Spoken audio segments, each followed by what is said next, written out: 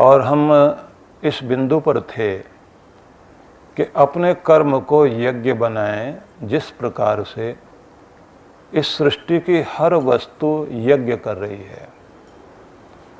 जैसे बादल जल ले रहे हैं समुद्र से, लेकिन उसे शुद्ध करके सुंदर बनाकर जहाँ जहाँ भी धरती पर उनकी आवश्यकता है वहाँ जाकर बरसाते हैं। नीचे नदियाँ बहती हैं, नदियों के किनारे मनुष्य बसा हुआ है, धरती हरी भरी होती है। और वही बादल हैं जो जाकर बर्फ गिराते हैं पर्वतों के ऊपर, और उसका परिणाम होता है वही बर्फ पिघल पिघल कर पूरे वर्ष भर नदियों में जलधारा बनकर बहता रहता है।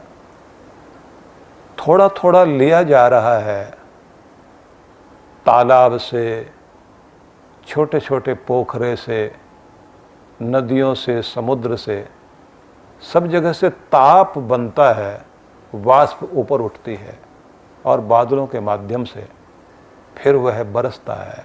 ये एक यज्ञ कर्म चल रहा है।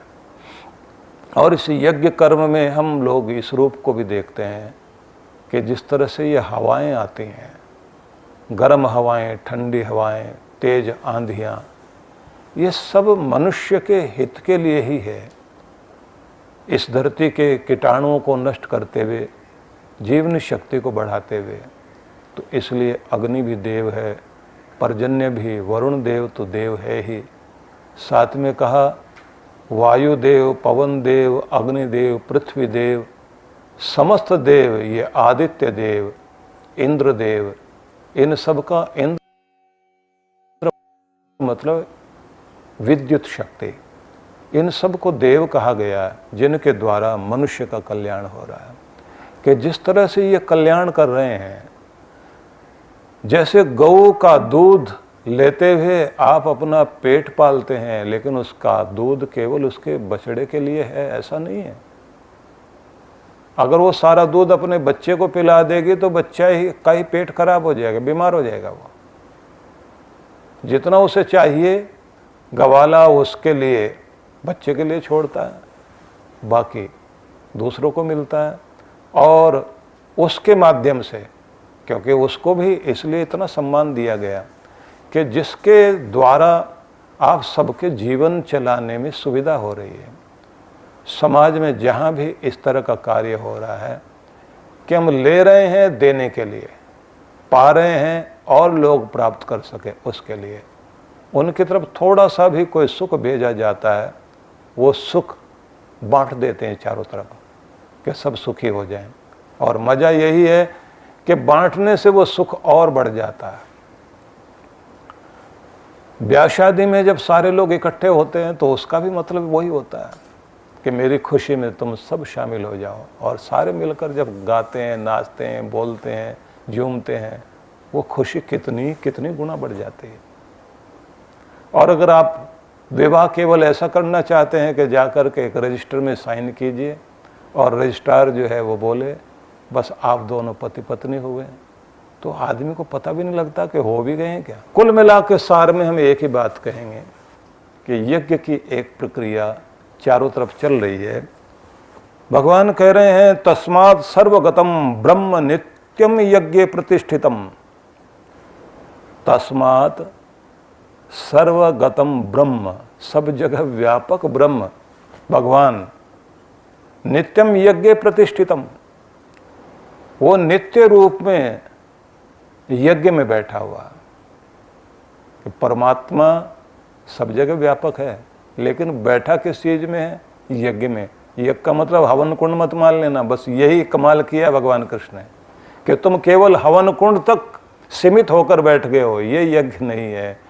यज्ञ का वो भी रूप है, लेकिन कहते हैं जो ये यज्ञ कर्म है, दिव्य कर्म है, निष्काम कर्म है, मानव के हित के लिए, जीव के हित के लिए, सृष्टि के हित के लिए जो भी कर्म है, उस कर्म में भगवान बैठा है। इसलिए कहा यज्ञो वै श्रेष्ठतमम कर्म, श्रेष्ठतम कर्म ही यज्ञ है, और तुम्हारे कर्म श्रेष्ठ हो जाएं, उस जगह भगवान बैठे हुए हैं। और वो कर्म करते हुए जब आप जीते हैं तब आप कर्मयोगी कहलाते हैं। कर्मयोगी जीवन के अंतिम भाग तक कर्म करता हुआ जी रहा है, लेकिन आत्मनिर्भर है, प्रसन्न है, आनंदित है, निश्चिंत है, निर्भयता को बांट भी रहा है, निश्चिंतता में जी रहा है, निश्चिंतता दे रहा है। बड़ी बात एक ही है, वो जो होते हैं दिखाई नहीं दे रहे होते, क्योंकि प्रदर्शन नहीं है, वहां आत्मदर्शन है।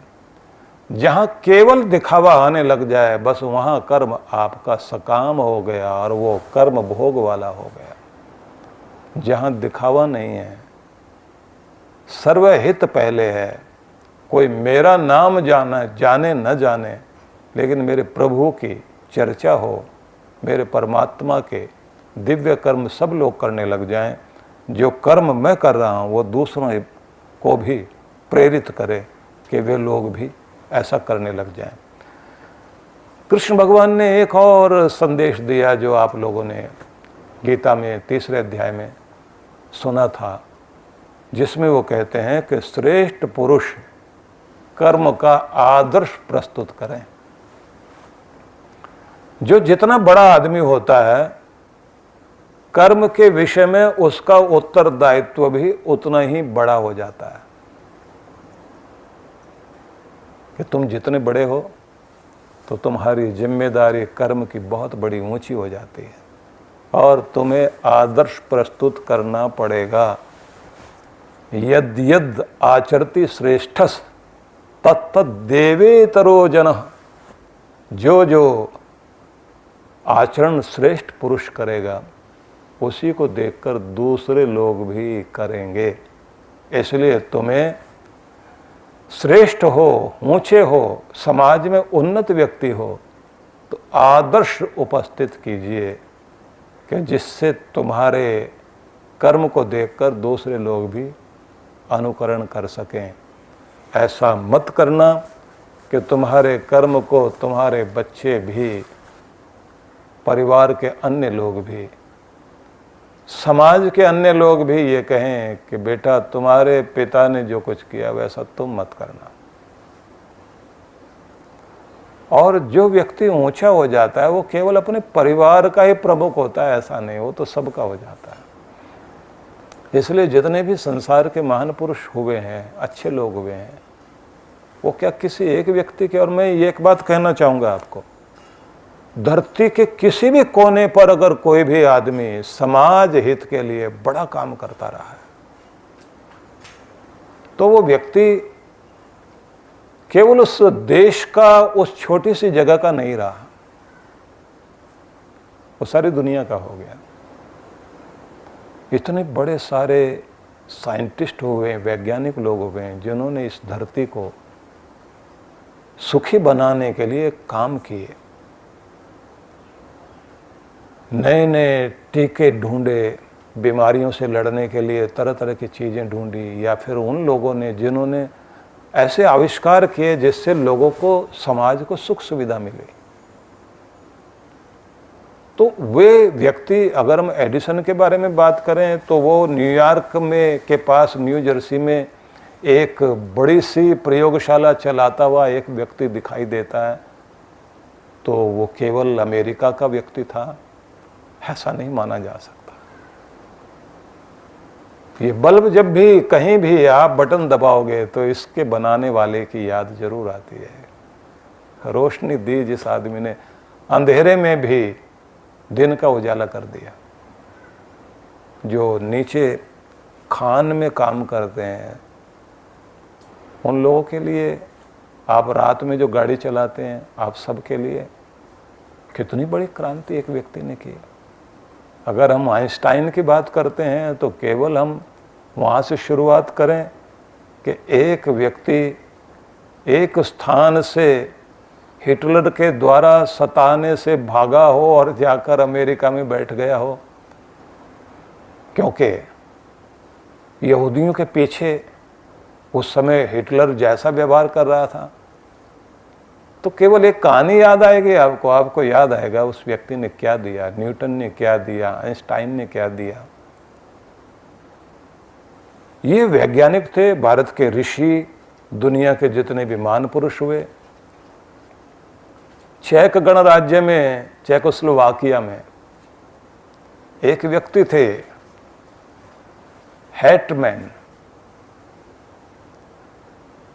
जर्मन लोगों के साथ युद्ध हुआ, जर्मन सेना बहुत बड़ी थी और कमाल की बात यह हुई कि थोड़े से लोगों के अंदर जोश दिलाकर उस व्यक्ति ने कहा कि युद्ध जो है वो बड़े हथियारों से नहीं लड़ा जाता, बड़ी हिम्मत से लड़ा जाता है। और ये मत सोचना कि तुम्हारे से 10 गुना ज्यादा फौज सामने खड़ी है, बस तुम्हें 100 गुना हिम्मत जुटाने की जरूरत है और सामने वाले भागेंगे। और परिणाम ये हुआ कि वो लड़ते रहे बहुत अच्छे से। उत्साह बनाने के लिए हैटमैन आगे था, उसका शरीर गोली लगने से घायल हो गया और खून बहते हुए उस स्थिति में आ गया कि बचेगा नहीं। तो उसने अपने नीचे वाले अधिकारी को बुलाया और बुला करके कहा, एक काम कर सकते हो, प्राण तो निकल ही रहे हैं, जैसे प्राण निकल जाएं मेरे शरीर की चमड़ी का एक ढोल बना लेना और एक एक मोर्चे पर जाकर उसे बजाकर कहना कि सुनो तुम्हारे सेनापति की आवाज। उसकी चमड़ी भी बोल रही है कि तुम जीतोगे। प्राण नहीं है लेकिन इस चमड़ी में भी प्राण है। और इतिहास वाले जो लिखते हैं बड़ा अजीब लिखते हैं, उनके लिखने का कमाल है। कहते हैं कि वो एक एक मोर्चे पर जाकर जो उप सेनापति था वो कहता था कि नहीं रहा हैटमैन, लेकिन उसकी आवाज़ है ये। उसने कहा था कि ढोल बनाना और मेरे एक एक सैनिक को सुनाना मेरी आवाज़, कि ये विजय की आवाज़ है। और उसके बाद जो वो लड़े, 10 गुना जर्मन सेना ऐसे उल्टे पांव भागे। क्या लोग रहे होंगे। इसलिए कर्म योद्धाओं की कहानी दुनिया के किसी कोने में भी, साउथ कोरिया के इतिहास में भी ऐसा है, लेकिन मैं वो सुनाऊं आपको तो मेरे प्रसंगों के साथ संदेश रह जाएगा। इसलिए मैं ये निवेदन करना चाहता हूं आप सबसे कि भगवान श्री कृष्ण जब ये कहते हैं कि आदर्श प्रस्तुत करो, तुम्हारा कर्म जो है, तुम्हारी जिम्मेदारी जितनी बड़ी है, जितने बड़े समाज में तुम हो उतनी बड़ी जिम्मेदारी तुम्हारे साथ है। और जो तुम करोगे उसका पीछे लोग अनुकरण करेंगे। वीरों के साथ रहने से लोग वीर हो जाते हैं, बहादुरों के साथ बहादुर बनेंगे, कायरों के साथ कायर हो जाएंगे, योगियों के साथ रहेंगे तो योगी हो जाएंगे, भोगियों के साथ रहेंगे तो भोगी हो जाएंगे, रोगियों के साथ रहोगे तो रोगी हो जाओगे। आलसियों के साथ बैठना शुरू कर दीजिए, आपको लगेगा इससे बड़ा तो कोई आराम ही नहीं है। नशेड़ी लोगों के साथ बैठकर देखिए, 2 दिन में अपने जैसा बना लेंगे आपको। आप सुधरे ना सुधरे, आपको बिगाड़ने का काम तो बहुत अच्छे से कर देंगे। इसलिए देखना चाहिए कि जिनके विचारों में वो चिंगारियां हैं और ज्वाला जल रही है, तुम्हारे अंदर के कलमश को जलाकर राख कर दें और तुम्हें दिव्य बनाकर खड़ा कर दें। पूजनीय चरण तो वही हैं, उन्हीं के निकट जाकर बैठकर देखिए कि वहां क्या बहता है। ज्यादातर लोगों की आदत होती है, नहीं रहे व्यक्ति तो उसके बाद कहते हैं कि वो ये था, वो था, और दुख भी मनाते हैं हम क्यों नहीं पहचान पाए उस समय। पर उस समय बाद में मूर्ति लगाकर पूजने से अच्छा है मूर्तिमान स्वरूप को सम्मान देना सीख जाए, वो जो जीवित रूप में सामने हो। तो बड़े व्यक्तियों के पास बड़ी जिम्मेदारी, लेकिन आदर्श प्रस्तुत करने की जिम्मेदारी भी साधारण नहीं है उनकी। इसलिए उनको वो सब करना होगा कि जिससे उदाहरण बन सके। और गीता में जो अंतिम संदेश 3रे अध्याय का हम लोग देखते हैं, जहाँ भगवान श्री कृष्ण ये कहते हैं कि जब अर्जुन ने पूछा था केन प्रयुक्तोयम पापम चरति पुरुष अनिच्छन्नपि वार्ष्णेय बलादेव नियोजित, न चाहते मनुष्य पाप में प्रवृत्त क्यों हो जाता है।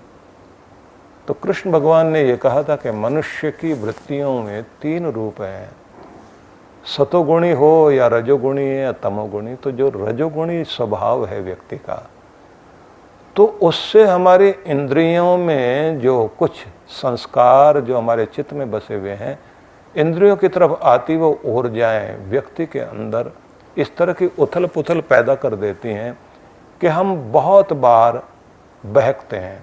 मतलब व्यक्ति को राजसिक गुण के कारण ही कामनाएं जागती हैं, कामनाओं में विरोध आने के कारण फिर क्रोध पैदा होता है।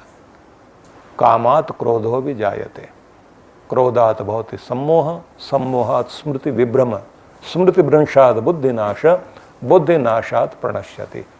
ये एक सुंदर रूप पहले बताया गया था। इसका सीधा अर्थ यही है कि जब व्यक्ति की कामनाओं में, उसकी इच्छा में, उसके मतलब में, उसके प्रयोजन में बाधा पड़ने लग जाती है, बाधक कोई भी हो,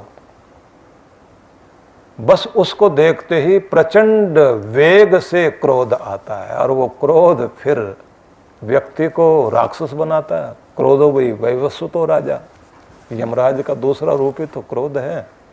आया तो खत्म करेगा व्यक्ति को। हमारे जो पुराने ग्रंथ हैं उसमें मौत के दूत माने गए हैं। उन दूतों के बारे में आप सुने तो आपको आश्चर्य लगेगा। वो दूत ऐसे नहीं कहे गए हैं कि ये दूत है वो दूत है।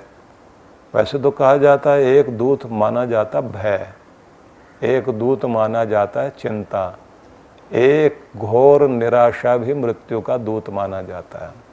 लेकिन एक स्थान पर जो है वो अलग ही ढंग से बताया गया। असंयम, आवेश, आलस्य, आकांक्षा, तृष्णा, अविवेक, सबको मृत्यु का दूत कहा गया।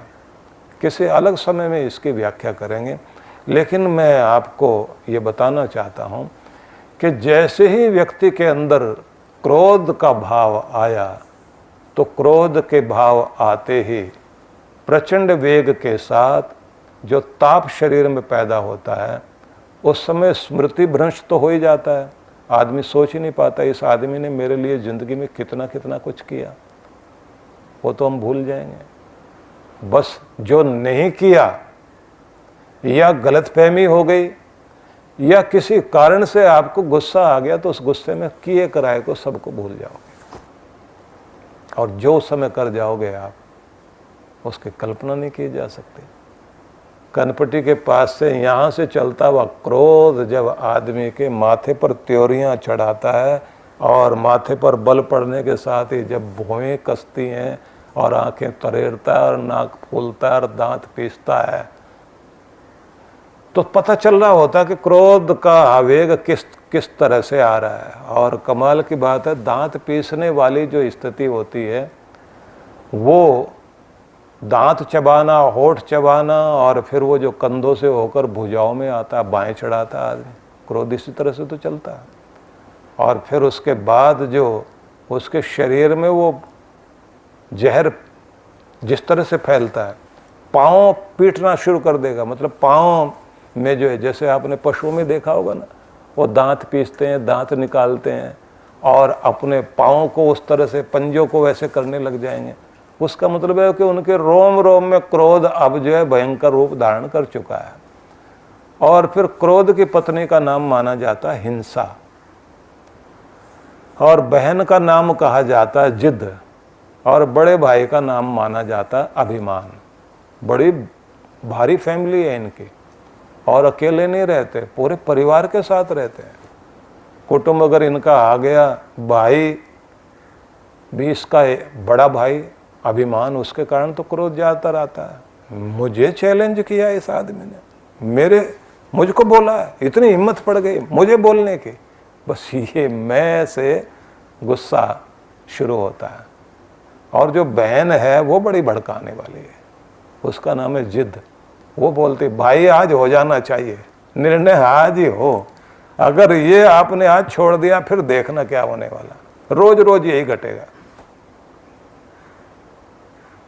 और बेटे बेटियां भी इनके, निंदा चुगली आलोचना गाली सब लोग आते हैं, एक एक करके सब उकसाते हैं, गली मोहल्ले वाले आ जाते हैं, वो भी मैं बता सकता हूं, पर यहाँ विषय बदल जाएगा आपका। आखिर में निकल कर आती है पत्नी, सिर पे पल्ला वल्ला रख कर, वो आके उसको देखते ही तो ये एकदम आपे से बाहर हो जाता, तब उसका नाम ही हिंसा है।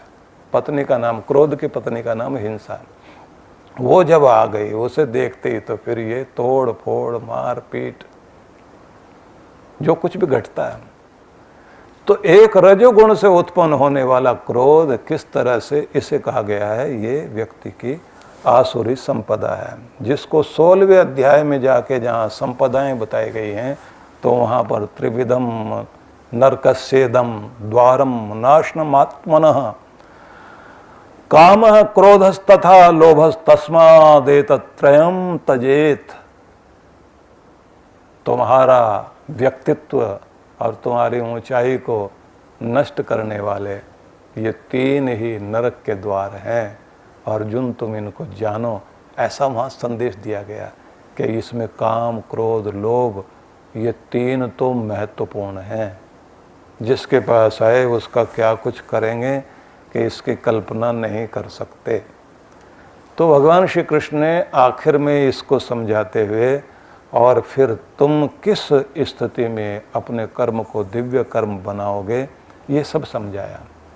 आप लोग देखते हैं ना कि जब कोई रिश्ता टूटने पर आता है, आदमी की सारी अच्छाइयाँ बुराई में दिखाई देने लगती हैं। किसी का रिश्ता टूट रहा है, दोस्ती टूट रही है, पार्टनरशिप टूट रही है, पति पत्नी का रिश्ता गड़बड़ हो गया, अब उसके बाद सारे गुण जितने अच्छाइयाँ हैं बुराई में बदलनी शुरू हो गई। उसके बाद समय आता है जब ईंधन डालने वाले लोगों की लाइनें लगी भी होती है, उनको एक बार मौका मिल जाए कि इस हवन कुंड में हम भी आहुति दे दें। अपने अपने घर से लोग भड़काने के लिए दोनों तरफ जब आके खड़े होते हैं, तब महाभारत का असली युद्ध शुरू हुआ करता है।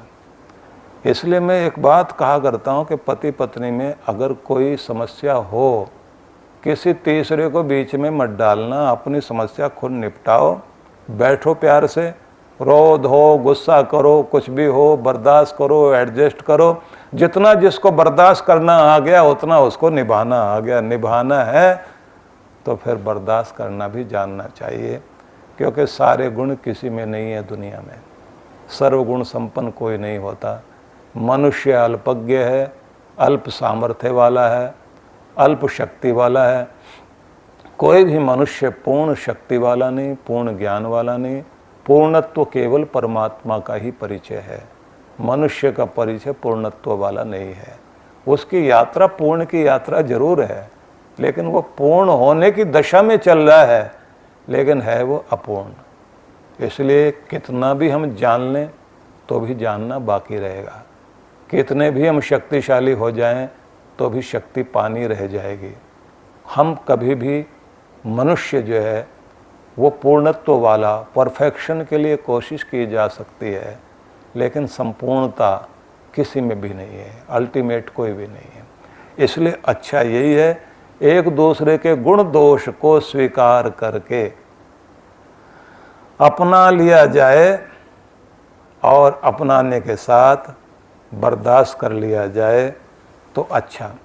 कृष्ण भगवान ने कर्म को एक और संदेश देते हुए समझाया, वो है कि दिव्य कर्म करने वाले बनो।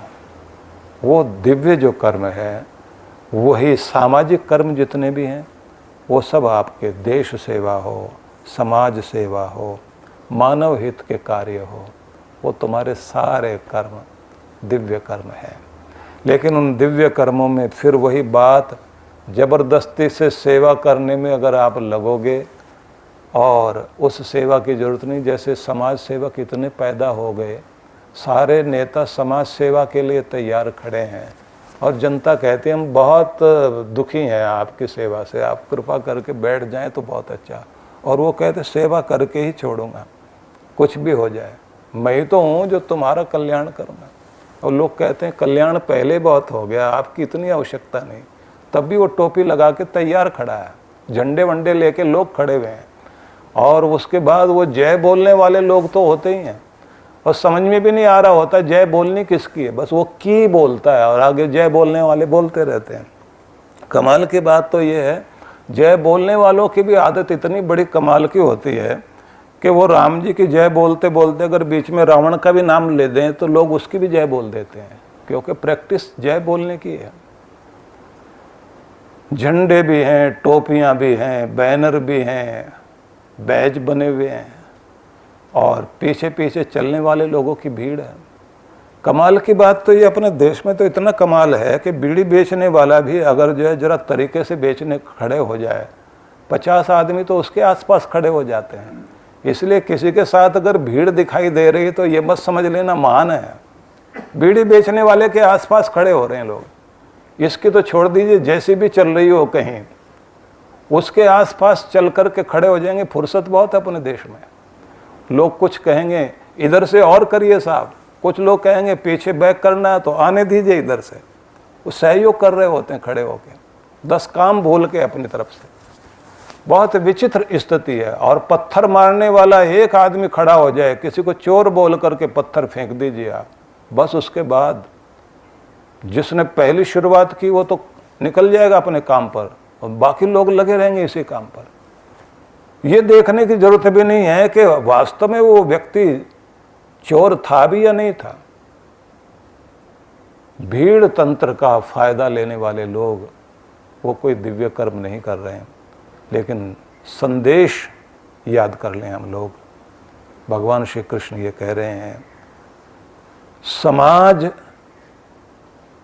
से सम्मान पाने की दृष्टि लेकर कर्म करोगे तो वो कर्म तुम्हारा दिव्य कर्म नहीं होगा, निष्काम कर्म नहीं होगा। वो कर्म तुम्हारे भोग के लिए है और उसका परिणाम अच्छा बुरा आएगा। लेकिन जब तुम्हारा कर्म दिव्य कर्म होता है, तुम अपने मान सम्मान को महत्व नहीं देते। मेरे अच्छे समाज का निर्माण हो, अच्छे समुदाय का निर्माण हो, अच्छे भले लोग हों, दयालु हों, प्रेमी लोग हों, ऐसी भावना रहेगी तो उसकी समाज सेवा अद्भुत समाज सेवा है। मैं रहूं ना रहूं, मेरा देश रहना चाहिए। जब व्यक्ति ये सोचता है कि जिया हूं देश के लिए, मरूंगा देश के लिए, और इस मिट्टी को भी, शरीर को भी, राख को भी, ये मेरी राख नदियों में मिले, धरती पर मिले, खेतों में फूल बनकर खिले, आसमानों में, पहाड़ों में, जहाँ जहाँ से भी मेरा शरीर बना है, सब और बिखर जाऊँ मैं, मेरे सागरों तक मैं पहुँच जाऊँ, तो सब मेरा ही तो है। और ये ध्यान रखना, उसका तन जरूर मिट्टी में मिल जाएगा, लेकिन उसकी कीर्ति चांद सितारों तक जाती है, क्योंकि उसका कर्म दिव्य कर्म होता है। इसलिए अद्भुत संदेश हैं कृष्ण भगवान के। और ये एक नशा होता है आदमी के अंदर दिव्यता का। जब उस दिव्यता में आप जी रहे होते हैं तो उस जीवन में अपना एक आनंद होता है, एक नशा होता है। उस मादकता में जी करके देखिए आप, आंखों से ही पता लगेगा कि सरूर है इसकी आंखों में, कुछ कर गुजरने की ही भावना नहीं कि मेरी पहचान ना हो, पर मेरे माध्यम से मेरे परमात्मा की पहचान होनी चाहिए। बस ये भावना लेकर जब आप कर्म करेंगे, वो कर्म दिव्य होगा। इसलिए कहते हैं कि समाज में बदलाव क्यों नहीं आता। गरीब के पास हिम्मत नहीं है, मध्यम वर्ग लोग व्यस्त बहुत हैं, फुर्सत नहीं है, अमीरों के पास उन्हें ज़रूरत ही नहीं है कि समाज में बदलाव आए, वो अपने सुख सुविधा में जीना चाहते हैं। और जो बदलाव लाने के लिए तत्पर हैं, उनके अंदर पहले खुद मौसम उठता है बदलाव का, और वो बदलाव फिर समाज में आया करता है। जिस खुशबू को आप दुनिया में देना चाहते हैं, वो खुशबू पहले आपके अंदर से उठनी चाहिए। वो जो खुशबू फूल की बाहर आ रही होती है, उसके एक एक डंठल में, उसके अंदर तक जो कुछ बह रहा है वो वहाँ से प्रकट होती है, तब जाके बाहर आती है। आपके अंदर कुछ है तो बाहर आएगा, और अगर अंदर नहीं है तो बाहर नाटक तो किया जा सकता है, लेकिन वास्तविकता नहीं हो सकती। इसलिए भगवान श्री कृष्ण के संदेश साधारण नहीं, अद्भुत हैं। आप सबके लिए बहुत बहुत मंगल कामनाएं। ओम शांति शांति शांति। ओम।